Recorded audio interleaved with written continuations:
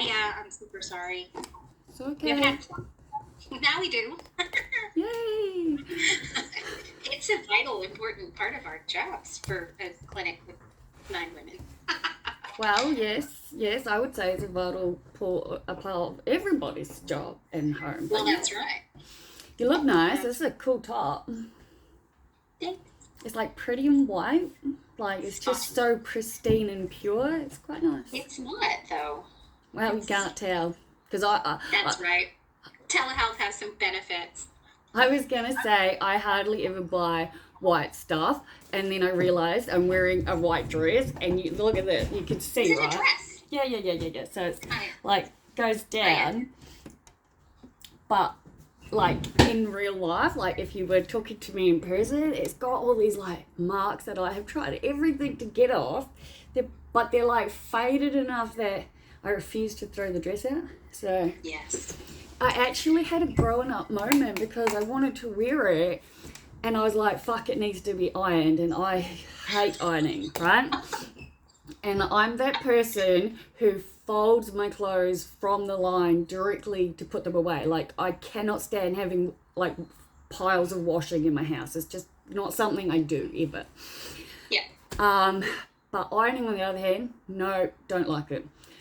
But then I realised while ironing the dress, maybe if I got myself an actual ironing board, because of the way I do my shopping, my washing, I could just watch telly in my room and iron it. And I was like, wow, that's some growing up thinking. But Where's this coming from? You know what I mean? what do you iron on now if you don't have an ironing board? My bed, which is covered in dog fur. Well, I used to do I'm it. not sure that you should iron on your bed. You'll set fire to something. I'm really careful about not trying to set fire to stuff, if that helps. Hopefully. So yeah, it used to be the kitchen table, but now it doesn't reach because of where my Google Hub is. And then it was the bench, but that was even more awkward. So now I just do it on the bed. And he sounds like he's going What's to wrong, go. boss? Somebody's walking past. Oh, I have so much to tell you, so I'm going to shut the door and I'm going to get into it. All right.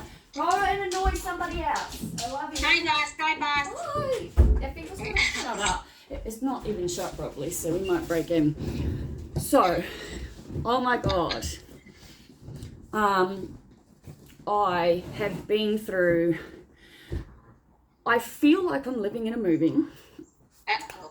I feel like I have been through. Wait, is it a horror, rom-com, drama? It's a drama / thriller / oh my god, I think I'm gonna have to start looking for a new house, even though I love my house and I haven't been given notice. So, Ew. yeah.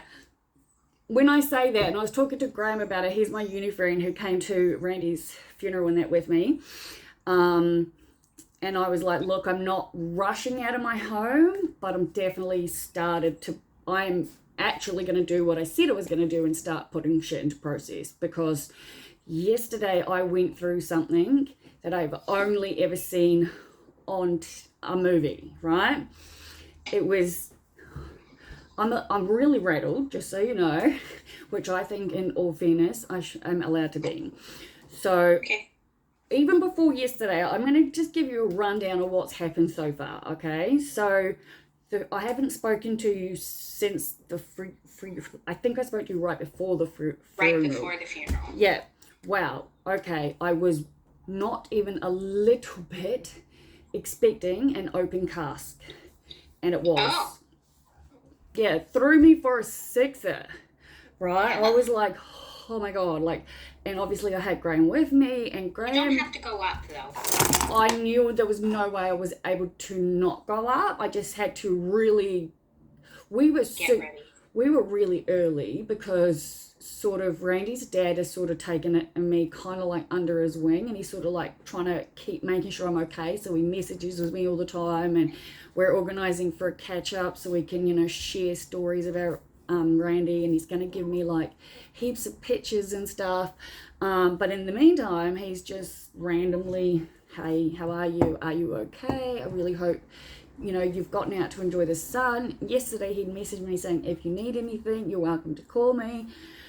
So the funeral was hard enough because I did get to the point, like, the first 2 rows were reserved, obviously, for the immediate family. It's a chapel. I was literally in the third one, bawling my freaking eyes out, and I'm pretty sure everyone else was family, external family, friends of like parents and whatnot, because you could very easily tell that me and Graham kind of like stood out, if you know what I mean. Like we weren't sort of part of the big group. And either way, like I had to get him to like help me, hold my hand, like calm me down, do all the right things. I absolutely went and said goodbye to Randy. I did. I went up there. It was like I couldn't think straight. All I wanted to do was just touch him and hold him, and I knew I couldn't do that. And I'm bawling my fucking eyes out, and I've got Graham sort of like holding me, and I'm just, well, I'm at a funeral for my best friend, so you can imagine, right? And then, if that wasn't hard enough, so on Friday, as in not even a week yet, was the day Randy was buried. Now, another thing that I had not realised, I have never ever, not even in an actual movie that I've realised, seen a coffin being lowered into the ground. Now, this was made even more difficult because Randy was 6'5". Like, I knew he was tall, but I didn't freaking know that until it was said. Like, I literally know one other person who's 6'5", and that's Mr. X. And obviously, therefore, I know 2 people that are 6'5". One of them just died, and the other one is like I did not know that. Anyway, go on. Yeah. Well, the thing is, though, I was under the assumption, and I imagine most people might be under this assumption if you've never actually been there, that when a hole is dug for the grave, that the hole would be the width of the grave, like of the coffin. That's actually not how it goes, believe it or not. So he's in this huge, beautiful, obviously cost a fortune coffin. Yeah, he's 6'5", so it's big, right?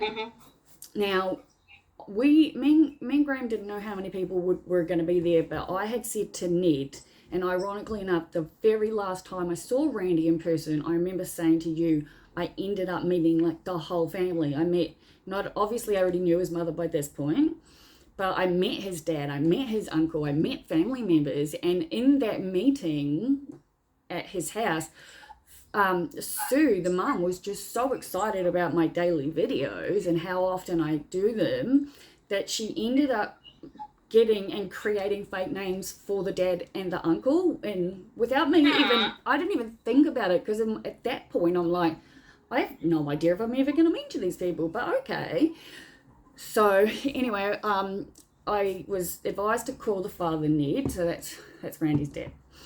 Anyway, again, didn't know how many people were going to be there, and I was like, I know I have to be. I will never ever be able to sit in peace not going, right? It was, again, very clear that they were all related, because my God, do a lot of extended people and families all look the same. But the lady funeral person, she obviously had to give the instructions. She was like, look, it's going to be heavy. We need 6 really strong men. We can't swap you out if, you get to that point. It was like this tiny, awkward area that they had to get into. But then, this is where my mind boggles, yeah? The opening of the hole was maybe just more than half of the size of the actual coffin. So then there was this like real difficult, let's face it, having to try and get the coffin in, and it's sort of like half of it's sort of going underground, if that makes sense. So yeah, coffin's like this big, holes like this big. Very, very fucking confusing, okay? And it did not go as well as it was meant to. So obviously that was even harder upon everyone, because this person we love is in this coffin, and this coffin couldn't even be lowered into the ground correctly. No fault on anyone. It's just the lack of space. It's unbelievable. So the whole thing was gut-wrenching. I'm just, again, like a blubbering fucking mess and not knowing what I would have done if it wasn't for Graham. Like, he was literally holding me at this point while I was trying to keep it together, because I'm crying at the same level as his mum and his dad and his sister, whereas everybody else was just kind of like family support, or do you know what I mean? Like, there wasn't many of us crying our eyes out, and no one seemed to know who I was. And I was like, no, like, even Ned said to me on one of the phone calls we've had, I just feel so bad that I didn't realize how important you were to him. And I was like, there's no way you could have. There's nothing to feel bad about, you know what I mean? Yeah. But so we've now got multiple two things that have happened. So open casket, wasn't expecting that. Had no idea about how graves get in the in the ground. Wasn't expecting that. I didn't. I don't think it's always like that. I don't know that it is either, but my God, I felt so bad for them. Like Ned was a mess. Like, and Ned is this like real. Well, I'll put it to you this way: me and Graham have discussed it, and if every single child was taught the way Randy was by what his dad taught me, I was like, on one of the phones, he told me something. I was like, I'm going to literally tell my therapist what you've just said, yeah? And like, I fully get where he's coming from, but I don't think he fully understands how hard it is to put in practice in circumstances. But basically what he said was, since Randy was a very little kid, he has taught him to always have control of your emotions. So if you get angry, for example, you're allowed to give yourself 1 minute, and then once the 1 minute is done, you must stop the anger. Same with any bad and negative emotion there is. And I'm like, yeah, cool, I definitely am hearing you. And I didn't say too much the first time he said it. He said it again yesterday, and I was like, look, me and Graham have talked about it. If that was something every single parent on the planet did, maybe it'd work. I said, but I've got severe complex PTSD due to childhood trauma. I said, your voice is in my head. I said, and I'm paying attention to it, just like my therapist is. I was like, but I still need weed at this point, and I'm just not even pretending like that's not true. I'm faking it as well as I can, but wait until you hear the worst part of the whole thing, because it gets better. Okay, none of this stuff. Like, so far, it's not good. Like, no, it's not okay. So I'm going to fill you in a little bit more, because let's face it, I actually feel like I'm living in a movie. Okay, so I had to get the resubmission of my assignment in by Friday. Now, I know you are, and I love you, so don't take this the wrong way, fucking hopeless at checking your personal emails. We both know that. Oh. Okay? But it's... Yes. It's okay. It's okay. If it's something really, really serious, I call the office and I'm like, tell her she has to check. But, tell her to check her email. Yes. Yeah, okay. I promise I'll do it today. Weight doesn't matter now. If you read it, you'll be like, okay, you can see she was stressing. But I basically I emailed you for a letter saying, if I need extra time, can someone write something, because this is like, I'm being hit with panic attacks. Don't they have it on file already that you can have extra time? Yeah, but the problem was the extra time ended on the Friday, which was the day Randy got buried, and because it turns out I enjoy helping other people far more than my own crap, I obviously didn't leave myself enough time, because I planned on submitting it on the Thursday night, right? Because like I said, and I said this in your email, and I know you're going to laugh at me, and I know you're going to be like, I told you so. So just so you're aware, I'm aware, okay? So I got 79 on my assignment. I couldn't believe that I missed the... Look at your little face. I know, right? I was just like, you're allowed to be happy. Well, I know. It was like, how did this? Because I'm mentally trying to prepare myself before I even open it. I'm like, it's okay. I know it's not going to be great. I knew that I had issues. I was so out of it for like the last 3 days I was working on it. I was taking so much pain meds and Ritalin to actually do it. That upon getting it back, it's, I'm always that one who upon getting it back, I'm just like, oh my God, I knew that, and I knew that, and I knew that. I was just in such a severe state of anxiety, overwhelm, pain, and exhaustion.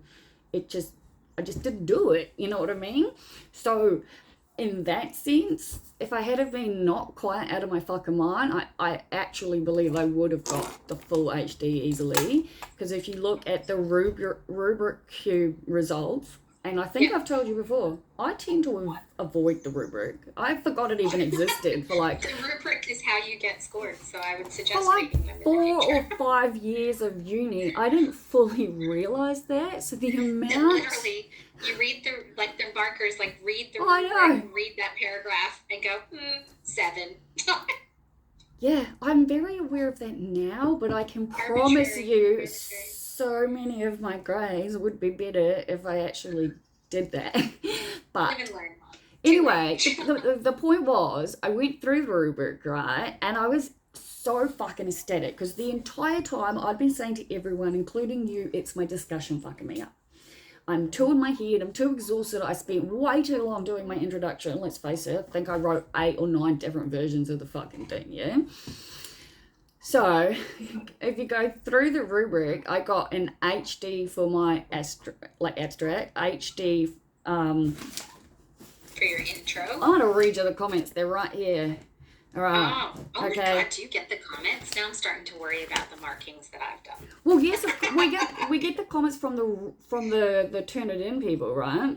Like, so these are the comments and the marks that my mark had given. The markers give. Exactly. That we didn't necessarily know people read. Really? Yeah, no, most people don't. I obviously really do. Plus, these are the comments that I had to make changes to because I've had to resubmit. That was what was due on the Friday, the resubmission for 5 points. Now, me and Graham are literally the only people I even know who even care about the resubmission. Almost everyone else I've spoken to is like, don't care, doesn't matter, exams are coming, that's the main thing. What's your comments? All right. So overall for the abstract, I got overall great work. It says overall good work in providing context to why we are investigating social media. Great work defining problematic social media use. Great work defining negative effect in relation to social media. Great work providing a balanced and strong rationale for your first hypothesis. Great work providing a rationale for your second hypothesis. Excellent work on your introduction. And excellent. I know, right? She goes, the only comment I would have is to place your aims and hypotheses at the end, just to make sure your writing flows well. And I had done that to begin with, but I needed to separate them for it to make sense. And all in all, I got an HD, so I didn't really care. I got overall great work on my methods sections. This is where the fucking up part started because of exhaustion. I completely forgot to italicize a couple of letters in the results, and I was so tired that I misread the results, so I wrote the wrong word. But yeah, so it was actually only the discussion where I needed to make more changes. So she was like, just make sure you reinstate the first hypothesis, say that it was like supported, which it was. She told me what my hypothesis of XYZ is supported by the results in that blah, blah, blah, blah, blah. Yes, so I'd actually provided information that by the time I did my discussion, I swear it was something like fucking 7 o'clock at night. I'm a big go, just need to get it done. Anyway, but I had like basically added all this information that was completely irrelevant, so I got rid of the whole thing. All I had to do was then add a couple extra sources from my intro back into my discussion. But the thing with me is, and I know you're a fucking perfectionist brain that I wish I could fix, we had to choose 5, right? Now, I'm not the student that does that, yeah? I choose 5 what? different comments to fix to see if we could get 5 different freaking points. I was like, I'm not risking that crap. I'm doing more than 5, obviously, right? So I'd gotten most of it done, but on Thursday night, I sent the letter from my psychiatrist, who I drove to in Berlin on fucking Wednesday to get new scripts, and because of what's going on, and fucking, what was I going to say? Yeah, so I had done all that and come back thinking it was all going to get done, but and I got a letter from him, which was what I was emailing you about. And I uploaded it immediately saying, look, I've looked online. I don't know whether I'm applying for an extension or special consideration. I'm not sure which it is. I'm emailing you. This is the go. I'm burying my friend tomorrow because they've already been made aware that I've lost someone. I was like, there's no way I think I'm going to be able to handle looking at uni around that. This is where it went bad on this moment. So obviously I didn't hear back, put up a notice on the discussion board saying, please, can a member of the staff check the emails, right? Because to me, this was definitely special consideration, extension sort of worthy stuff, yeah? Anyway, I got nothing back. So I worked, and thankfully Graham had come back with me because we were going to work sort of like together, but on our staff for the second one. And again, panic, overwhelmed to the point where I couldn't breathe. Like I had another fucking full-blown panic attack because I'm like, I shouldn't be dealing with this. Like I've literally seen this happen at the cemetery and I'm dealing with this, but I did it. I smashed them all out, as many as I could. I submitted it at like 10:45 at night, but I wrote on the comments, this is what has happened. I've emailed, I've asked, I've attached letters, I've done everything I can. I haven't been heard from. I am not someone who will ever submit an assignment past the due date unless I have it in writing that I know it's okay and no penalties will be applied. So all of that was horrible, yeah? But I got it in. On Monday, at around about 12 p.m, I get an email going, yeah, that's totally fine. You're absolutely able to have a few extra days. Just make sure you mark a comment in it so, I can remove penalty points. And I'm just like, thank you, but like it doesn't help me anymore. It's submitted, it's done, And she was like, look, I'm really sorry, didn't mean to make it worse, blah, blah, blah. I'm like, that's fine, but can you please give me extra time on the second one? I like that there was a validation of, I'm sorry, and I didn't intend to make it worse. That is a good reflection from the university. Yeah, no, like I don't know this woman. It's not just about school. It's about, I'm sorry that this may have contributed to your overall distress in light of everything that's happening in real life. Yeah, no, she was lovely. And I fully was like, I totally understand, you're flat out. It's nothing, it's on me sort of thing. Still a bit shit. It was. It's a university. It was. She's not the only person that can access it. I was in panic, and it was literally Graham who's like, do we need to put Rocky Horror on? Like, those were his words. I'm starting to think it's Rocky Horror time. Like, I feel it's like... It's always Rocky Horror time, Liv. Without fail, it's like the CD that lives in my car. Like, literally. It's like, anytime I need anything, I just put on that soundtrack. You gotta listen to it. I might make you watch it one day, I tell you what. Just 10 sessions, just be like, no therapy. No, because next time I come and see you in person, I'll just give you the I'll give you the USB thing to put on your computer. By the way, the reason we're doing this telehealth and not in your office is because I really got this weird feeling from you the last time. I'm going to be honest. And it's so quiet that I can almost not hear it. And I've also got comments from my followers. But it was no tactic. When I came in and did it with you, it was like the fact that you could see the camera filming me. It almost, from my point of view, looked like it was fucking with your head in a little bit of a way, because you didn't talk as much, and when you did talk, it was so quiet. And I was just like... Was it quiet in real life? trying to hear it is really difficult. Like, and I thought it was maybe something like, because we do it like this, you don't really see it, and it doesn't really, I don't know. No, I definitely know it's there. Okay. Like, that's what I thought. I'm like, you do know it's there, because whenever I say something dumb, you correct it. Like, but yeah, okay, and every now and again I think, oh, I better throw in something therapy-like.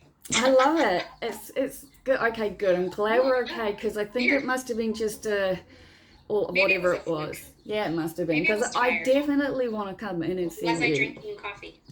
You were drinking coffee, so probably why. Afternoon coffee's not a good sign. Really? Because I love... No, for me, like, because I drink 75 cups of coffee during the morning, so once we get to the afternoon, it's like, something's happened. Okay, good. I'm glad, because I was like, you are such a fantastic therapist, but like this, I can't possibly begin to explain in words how much it fucking helps me, right? Yeah. Sorry it was weird in real life.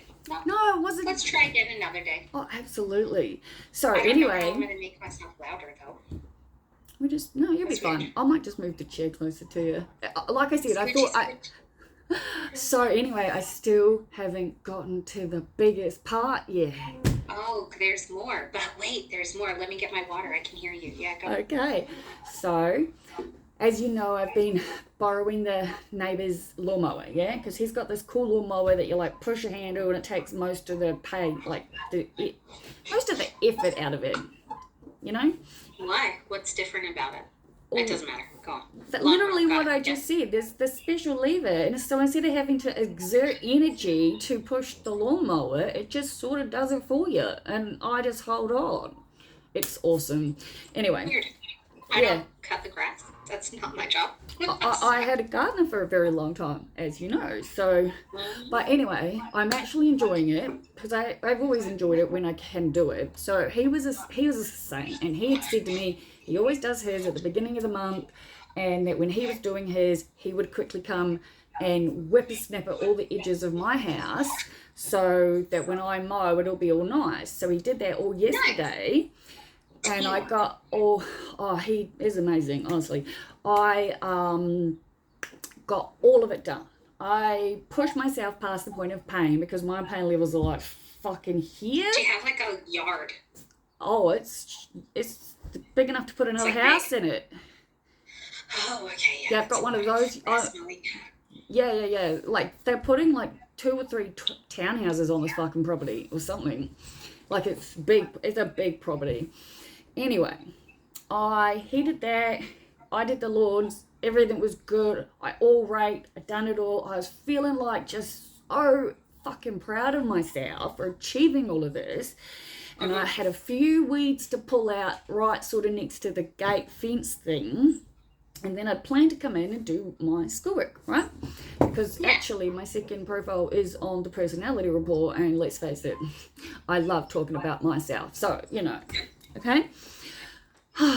Anyway, the next thing that happens, right, so I had my headphones in, and I couldn't, for whatever reason, figure out how to get my textbook to play. Now, I've listened to the textbook full all the way through once, and one and a half times so far, right, for the exam. Couldn't get it to play. I put Rocky Horror on. I was doing my thing. I'm pulling up weeds, and the next thing I hear is, "Open the gate! Open the gate!" And I'm just like, what the fuck? I look up, and all I can see is like this much of the top of someone's head, and I'm so like fragile at the moment.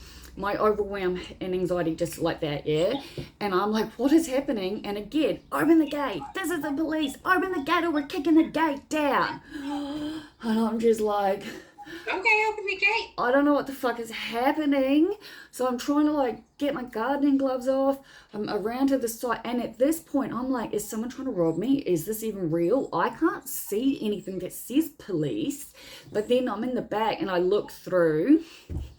There ain't one, but there's 3 armoured, and we're talking head to toe, body armoured, SWAT-like looking fucking police officers, covered in guns, holding these rifle looking things that are humongous, and they're like, "Get out of the way, open the gate," and I'm just like, I don't know what's happening. Like, trying not to just fully go into a full-blown panic at this point, yeah, because I have no idea what's happening. The first two run in and run straight to the fence. One of them obviously. So you obviously opened the gate. I had no choice. They were ready to kick it in. They actually they do said. kick it down and they do not fix it. So yes. Yeah, I know. And obviously I'm like, boss, there's that, everything else. And obviously I opened the gate. They came rushing in. They're not like any police I've ever seen before, like out and about. Black. CERT team, probably. I had to Google what it meant. It was the critical response team. Yeah. So one grab instant response team, sir. All I know is I was just shaking uncontrollably. Yeah, because they have like the classic, just like the movies, like black boots, black outfits, blacked out. Everything's black. There's nothing like super policey or. The only thing about them is a little thing on the back of their like armor jacket that says police, CIAR or whatever the fuck it is. It was so fucking scary. Two of them. For real. But we're talking these massive guns. Now I don't really know anything about guns, but they had these barrels, like these big chunky fucking barrels that went. It must have been like all the bullets or something. So anyway, two rush off. I have no idea. Two rush to each end of the fence, and the third one can see that I'm about to obviously go into like a panic attack at this point. And he's like, it's not about you. You're okay. You're safe. It's about the neighbors. We have to get them surrounded as soon as possible. We can't let them escape. It was fucking intense, right? And I'm just like, okay. And I'm so in shock by this point. Like, I'm grateful it's not about me. That doesn't immediately make the shock. There's a giant amount of police officers in your yard right now. Yeah. And then I come inside and the fucking whole street is covered with police. The entire surrounding front yard. They'd obviously gone into the other neighbour's yard. Cops everywhere with guns drawn. And what I can only assume is an actual heavy-duty bulletproof fucking vehicle. Like, out the front, totally black. Like you said, like the SWAT stuff, yeah? And the They're the Australian version of SWAT team. That's what they do. Next door. In my home, like there was police in my fucking backyard for so long. I wasn't allowed to come out. Like then this people out the front, yeah. Obviously there's the megaphone guy. Come out with your hands up. Come out. You know, make sure you're not carrying anything. If you don't come out, we're coming in. And it was like, it just kept going. Now, I tried to call Graham. Graham was on a call. I knew I needed to speak to someone because, look, I'm working my fucking ass off at being able to calm myself down by myself. This is not a good moment to do that. This was one of those, I really think I need to speak to someone moments, yeah? And normally I'd call Andrew the neighbour, but he'd already said that he had stuff on and I couldn't get through to Graham. And in the end, because it had been earlier that day, the dad was like, if you need me, call. I call him and I'm like, trying to relay what's happening, like I just did to you, but to him while it's happening, unable to breathe. He's like, first we need to calm down. So he was amazing. He calmed me down. He talked me down. He assured me that I was safe. He asked me if I had remembered about the, allowing ourselves a minute and blah, blah, blah. And that was when I was like, I absolutely have remembered. It's just a lot harder to put into practice, but I'm doing what I can. And I think I was on the phone with him for maybe 6 minutes, but I'm like, that's all it took before I got to a I'm okay point, which was unbelievable. Super good. Yeah, I know, right? What happened next door? Did they get whoever lives next door? So, and hopefully you don't have to deal with them anymore. In my panic, I'd freaked out that I had accidentally locked the back gate without thinking in my moment. So at one point, they'd been here for fucking ages, yeah? I sort of was like, I need to check the gate's not locked in case they need to get out. Because you know what it's like on flight or fight, you don't really remember or. And so the guy that had spoken to me, he was obviously like back up, for lack of a better word, because there was the two at the fence with the guns drawn, yeah? And the guy at the back was sort of standing a bit back holding the gun, and he saw me. And I was like, just checking I didn't accidentally lock it, you know? So he came to speak to me, and, you know, he asked me if I was okay and all of this stuff. And I said, now that I know it's not about, you know, fucking anything to do with me, I'm like, yeah. I said, I'm actually not surprised this is happening, to be honest. And he said, why do you say that? And I'm like, well, I've lived next to them for a while. I said, I've had to call the police on them many times. I said, the last time I called the police was on Friday. I literally had to call the police on Friday before I'd still not submitted my assignment. It was a fucking nightmare. So some point at around, say, 10 o'clock on Friday night, someone came out. They were raging to a level of, you know, if I'm saying someone's eyes raging, believe you me, it was terrifying, okay? But I've heard fights so many times, yeah? This was different. He was raging at someone, very making it like really clear that whoever he was raging at wasn't doing whatever they were told they should be doing or not doing it correctly. And for the first time ever, I had this instant, oh my God, someone's going to die or someone's going to be badly beaten. And I was utterly terrified, yeah? So terrified to the point where I literally Googled, how do I contact the police without actually calling, because I was so fucking scared that they were going to hear me. That's how scared I was. And obviously I had to call them in the meantime. Like, obviously I called them. There's no way I couldn't, given how it was making me feel. And then they showed up a little while later. But when talking to the guy yesterday, I was like, look, he goes, do you have any idea what's going on over there? I said, honestly, I said, I know a bunch of them smoke ice. I said, I'm fairly certain they're dealing it. I said, wouldn't put it past them to be cooking it, but I said, this is assumptions. He's like, what's over in the big lock sheds over there? I said, well, it used to be a woodwork shop at one end. I said, but then they made the other one real locked up tight so you couldn't get in. I said, then they started adding cameras, and he's like, how do you know they've got cameras? I was like, because I've lived here for 5 years. And now there are red dots pointed everywhere, and they've just listed on like the front of their house. This house is now like got security cameras. I was like, something must be going on. I said, there are cars here constantly. I said, they blocked the road, they blocked the footpath. I said, their front yard is full of cars. And I said, it's a revolving door, 24/7. I hear everything. I said, but you absolutely cannot, under any circumstances, say any of this came from me, because I already don't feel safe. And I was like, oh, yeah. So then all of that happened. And this is where I got to the point where I'm like, fuck, I've really fucked up. There was someone out the front a couple of days ago on a bike. I'd sold the spare pair of fucking gloves I had to someone that obviously knows him. They told him. He's like, do you have any more? I said, no, I don't, blah, blah, blah. We talked for a bit. He decided that we were going to have sex, or as he put it, we're not going to have sex, but we're going to do everything that happens besides sex. And I was like, no, that's absolutely not happening. I've just met you and you're wearing a ring. I said, are you married? He's like, yeah. I was like, so your wife knows you talk to women like this, yeah? And look, I was saying this in my video earlier. There are two types of men, as far as I've ever been able to tell. Ones that you can generally tell are in an open relationship, and ones that are lying through their fucking teeth. He was the second one, yeah? He said so many things to me that I said, stop, so many times too. So my first mistake was not getting up and walking inside straight away. I'm aware of that.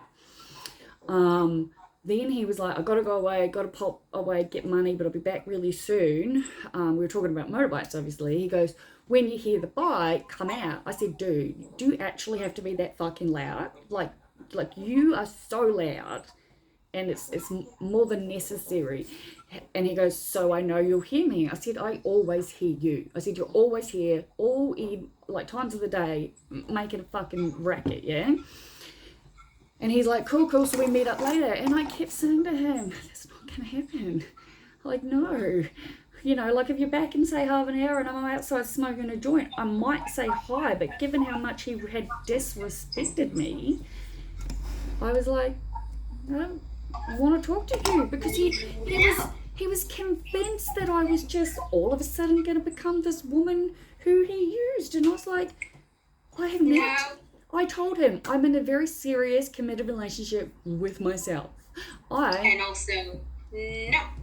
So many times. So Just many for fucking no reason, times. because I don't want to, no. Yeah, but do you know what the fucking worst part is? He wouldn't listen to anything I said.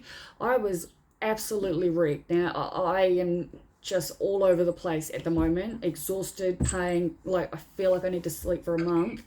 So, did they get in? The guys next... So, I have no idea what the outcome is. What happened after everything that I saw, it kind of like, so they couldn't get the guy they were specifically getting. They did go through, they did break into the, broke in, it was the cops. But the strangest thing is all the marked cars left, but the police were here all day. They just came back in unmarked cars. So they were very clearly like, I mean, you don't send the fucking Australian SWAT team for fucking no reason.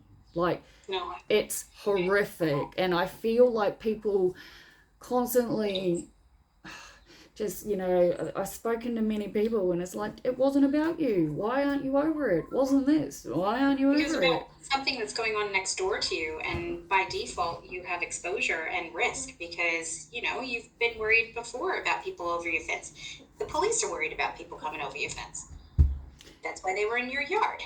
And not only that, I pay for my medical cannabis to be sent to me. I pay the extra amount for the signatory delivery, whatever the fuck it is, because I have just had over $900 worth of fucking medical cannabis delivered to me. And I told them, pharmacy's amazing, post office is not, that they absolutely, absolutely cannot be left. It has to be signed. And there's a difference. You actually pay more money for the fucking signatory thing. Yeah? It's necessary because not only are your neighbors seemingly they would steal it within a heartbeat. In a heartbeat. Sure. But you know, even if you have a box at your door, like what if a kid got it? What if a dog ate it? Like what if anything, like terrible things can happen. I totally think that's very, very appropriate. Well done. Well, I called the pharmacy to let them know. I was like, obviously this has got nothing on you because the box very clearly says must be, like it says the post signature on request, and then in writing in a very, you know, permanent marker, the pharmacist wrote absolutely must be signed, not to be left. So I rung, they immediately put in a claim through. I'm obviously going to do it at my end, I just haven't gotten there yet. Anyway, they rang me back this morning and they're like, so we put in a complaint straight after you called yesterday. And I'm like, yeah. And she's like, they've sent me through evidence stating that you signed it. And I was like, well, I've got photos of the note I put on my front door, photos of where the fuck it was left, photos of everything. I said, I absolutely 1000% did not sign for that medication. I was like, are you sure you're not talking about the signature from the pharmacist? She goes, no, the Australian Post or whoever it is have sent me documentation stating that you signed for it. And I was like, so they've effectively broken the law, and if they're doing it to me, they're probably doing it to others. And it's like, I don't want any of my packages left at my door because of who I live next to, but I sure shit, it clearly says it on the box, urgent medical supplies, it's written everywhere. Oh, and to sum it all up, that fucking dickhead dude that I just, like, because when he came, he revved his bike for as long as he did, hoping I would come out, and I just ignored him. And then so after everything, I was finally trying to get to a point where I was in my bed, all the lights were off, everything was dark, all the curtains were pulled, thank God. And the fucking guy comes and knocks on my door. he's like banging on the fucking door. This was like 8:30 last night, so it was dark by this point, and I'm like, hello. I'm not even looking at it. It's like I'm not going anywhere like further than this to the door. And I'm like, hello. And he goes, hey, it's me. And I'm like, well, who's me? And he goes, blah, blah, blah, from, the bike next door. And I was like, yeah, no, I'm sorry. I'm definitely not up for a catch up at all. But I shit you not, I stood in my dark kitchen for like 5 minutes because it honest to God sounded like he was just there waiting. Like it was so scary. Like, oh, and now I'm so fucking jumpy. I honestly feel like I just have to keep sedating myself to get anything done. So now, even in my videos, people like it's like I'm coming across like I'm not grieving right and I'm not doing this right. But if I don't keep my shit together, I'm gonna break. You need to make sure that your personal safety is personally safe at all times. Yeah, and I don't think that it is. I locked myself out the other day and I had to break in my own self. It's definitely not safe. It's definitely doable. What you need to do is work on your personal safety with Triple O on the call at any time that you need them. And if you need to, you get out and you run. And that's it. Because at the end of the day, we hope that bad things don't happen, but sometimes they do. And you have to be safe as in any, like, yeah, no, it's not about getting things done. It's not about whatever. It's not about upsetting people. It's not about, you just be safe, period. Oh, absolutely. I will call the police as needed, but I think when I went through that very scary point where I thought I was moving into my car, I had said, I'm going to do this, I'm going to do that, I'm going to do blah, blah, but I didn't do shit about it. And now I'm like, okay, it might not just be getting notice for this house to be knocked down. Like, it might be that I actually, need to just at least start put my feelers out there, getting shit sorted. I've got the amount of junk in my house that can just go. Like, it's just about actually the house is not forever, the neighbors aren't forever, but if you feel unsafe, you move. You're not on lease, you just go. I know. Yes, but it's not as simple as you make that. It changes your timeline, I know, but at the same time, safety. And you can have shit neighbors anywhere you go, but not that shit. Yeah, I get that. I mean, not to the point where you're hiding in your kitchen in the dark, Olivia. No. Oh, it's bad. I know. Like I said, I had the police here. Horrifying. We're going to get on realestate.com. Yes, we're going to click the rent button. We're going to do the search. We're going to put in the parameters, and we're going to press go. Okay, yes, we will do that. And I am. Like I said, I'm not rushing into anything, but I am getting ready. But at the same time, you got to do it anyway. I know. It just changes the timeline. And now's a good time. And if you need them. Oh, absolutely. Bloody, even they said it. Even yesterday, they were like, anything at all, call immediately. And I'm like, and the address will be flagged now as well. Yeah, good. Well, it does suck though, because I actually did accidentally lock myself out. And it turns out Andrew, my neighbour who secured all my windows, did a fantastic job, because I tried to break into several of them. But yeah, the way I got in, let's just say I'm literally covered in black and blue bruises. But, like, yeah, it was... Doesn't matter. It's not fun. It's just, yeah. So, hey, I know I have more sessions with you, but like, I got real confused because I saw you twice in a row, and then I had one in my calendar that obviously was cancelled, and I know you needed to cancel one for something, but has that already happened? I don't know. Remember you said you've got something coming up or something you need to do and you need to cancel something?